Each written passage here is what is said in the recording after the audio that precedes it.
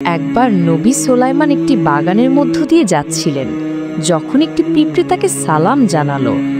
নবী সুলাইমান সালামের উত্তর দিলেন এবং জিজ্ঞাসা করলেন, হে পিঁপড়ে, তুমি কেন সবসময় মাটিতে দৌড়াও?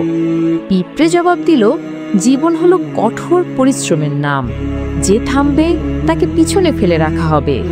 এই কারণেই আমি ক্রমাগত কাজ করে যাচ্ছি। নবী সুলাইমান জিজ্ঞাসা করলেন, তুমি এত ছোট, তবু তুমি যে কোনো কিছুর ভয় পাও না? পিঁপড়ে জবাব দিল, আমার আল্লাহর উপর বিশ্বাস আছে। তিনি যদি চান তিনি আমাকে পাহাড় থেকে রক্ষা করতে পারেন, এবং যদি চান তবে তিনি একবারে এক ফোঁটা জলে মারতে পারেন। তারপর পিঁপড়েটি জিজ্ঞেস করল, তুমি এত পরিশ্রম করো কেন যখন তোমার বয়স খুব কম হয়? পিঁপড়েটি উত্তর দিল, বয়স কোনো ব্যাপার না।